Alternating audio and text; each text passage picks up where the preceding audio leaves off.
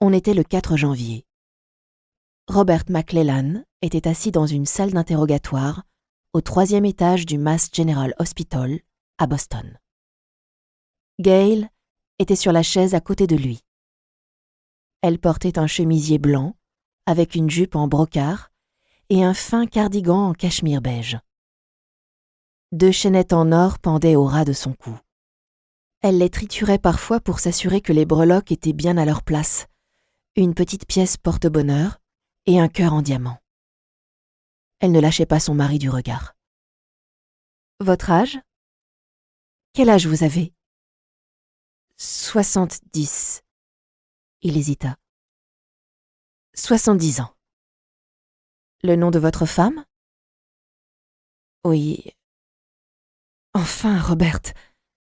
C'est pas grave, Madame McClellan.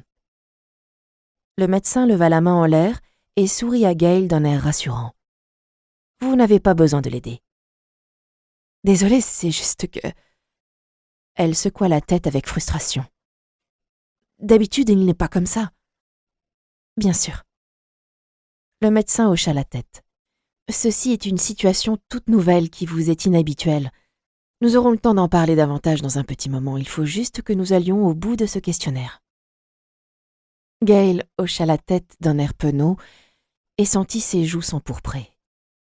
Elle tapota le fermoir doré du petit sac à main Fendi qu'elle avait sur les genoux. Il était tout neuf. Elle l'avait trouvé en solde dans la galerie marchande Copley le week-end dernier, et cela lui avait fait plaisir pendant toute la semaine. Cette année, Robert lui avait acheté des cadeaux de Noël si étranges. Le médecin revenait à la charge. Il y a combien de nickel dans un cent ?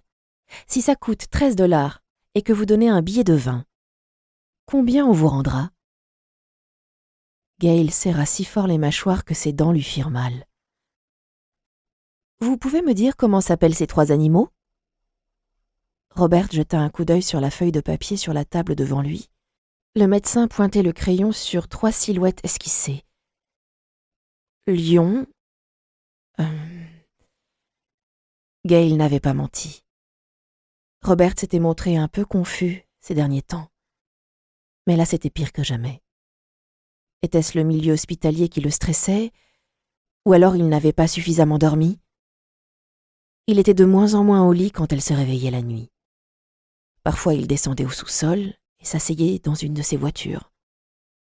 La nuit dernière, un grand bruit l'avait réveillée et elle était descendue précipitamment dans le séjour. Il avait foncé vers une des tables basses et renversé la lampe. Le beau pied de lampe français gisait en morceaux sur le parquet. Impossible à réparer. Rhinocéros. Elle lui jeta un coup d'œil. Les cheveux gris, presque blancs, étaient soigneusement peignés en arrière. Les bretelles étaient bien à leur place sur la chemise bleue. Elle avait veillé à ce qu'il se rase ce matin. Des changements cutanés étaient apparus au niveau des oreilles et du cou. Des taches de vieillesse. La peau du menton était flasque. Il avait perdu du poids. À part ça, il allait bien, se dit-elle pour se rassurer. Tout espoir n'était pas perdu. N'est-ce pas ce qu'avait dit le docteur Gilbert ? Qu'il existait un nouveau médicament ? Le médecin nota quelque chose dans son ordinateur. Maintenant, je vais lire une liste de mots, Robert. Je veux que vous les répétiez après moi. Elle en avait tellement marre de tous ces contrôles de santé.